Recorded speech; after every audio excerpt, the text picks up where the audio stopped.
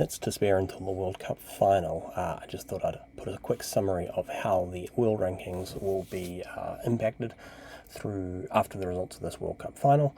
I also will be doing a follow-up to actually do a little bit more detail on how the world rankings work. The website that the World Rugby provides has a pretty good explanation, but there are a couple of things missing which could do with a little bit more info. So that will come in a future video. But anyway, if I jump into the rankings, basically there's a few steps you go through to figure out what the change is. So the first thing is you look at the current rankings. So you go to world.rugby/rankings, and you find the two teams. In this case, it's pretty easy. They're the top two teams in the world right now.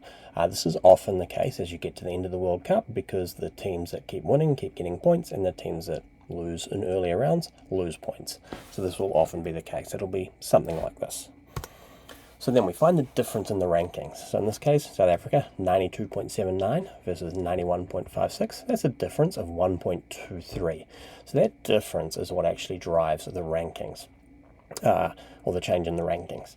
The bigger the difference, the less the higher team will get if they happen to win. So, and you actually get to a point where if a team is more than 10 points higher than the other team, they cannot get points from winning. There will just be no change in points, but they will lose more points if they do lose that. And equally, if you are more than 10 points below the other team and you lose, your rankings don't change.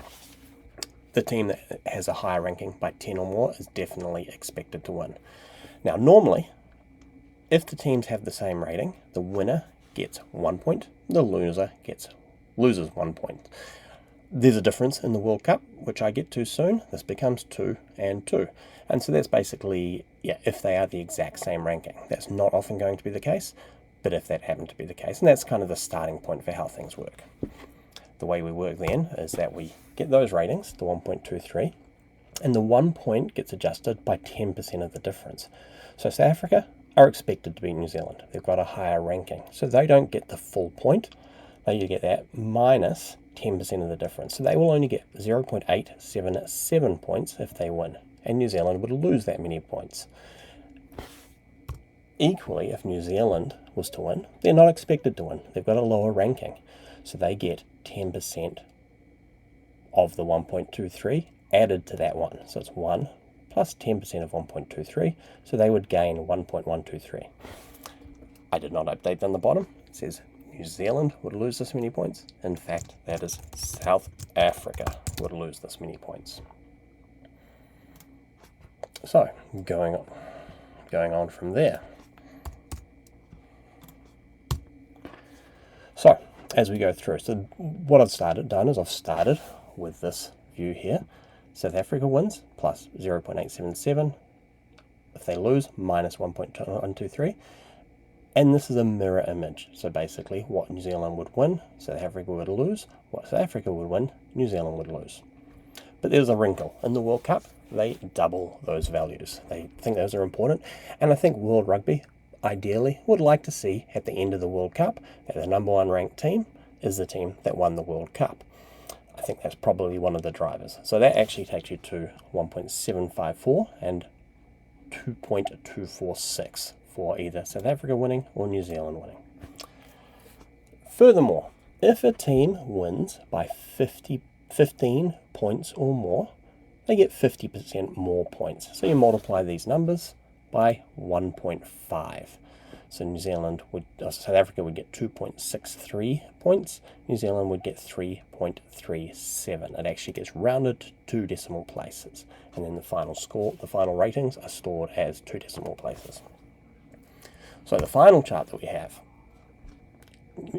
we also have a calculation for the draw. Because New Zealand is lower ranked, they will get some points for a draw. Normally, if the teams are equally ranked and they drew, there would be 0 change. In this case, New Zealand would get some points for drawing, and South Africa would lose some.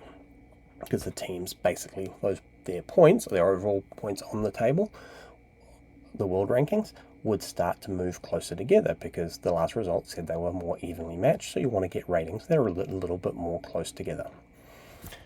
Final points that we'll have listed on this chart based on who wins. So South Africa wins by 15 plus through to New Zealand winning by 15 plus. And then finally, down here, we can see that if South Africa win, or if it's a draw. Now, I actually don't know if the draw is possible. I don't know if they just take the final match result after extra time, or if they look at the 80-minute point. I'm not quite sure, haven't looked into that.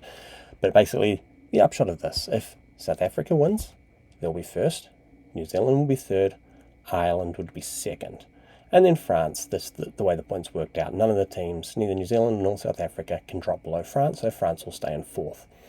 I do not believe that England got enough points from beating Argentina to move into fourth place ahead of France, but I haven't actually done that calculation.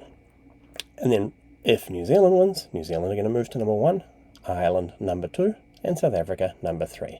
So basically, the upshot of this, at the end of this weekend, whoever wins the World Cup will be ranked number 1, whoever loses this match will be ranked number 3, and Ireland are going to end up ranked number 2 in the world at the end of this weekend, unless the whole thing ends in a draw, or if the draw at 80 minutes counts as a draw. That's one thing I'm not sure, because obviously, usually, rugby games don't go beyond the 80 minutes, so I'm not actually sure how they treat that.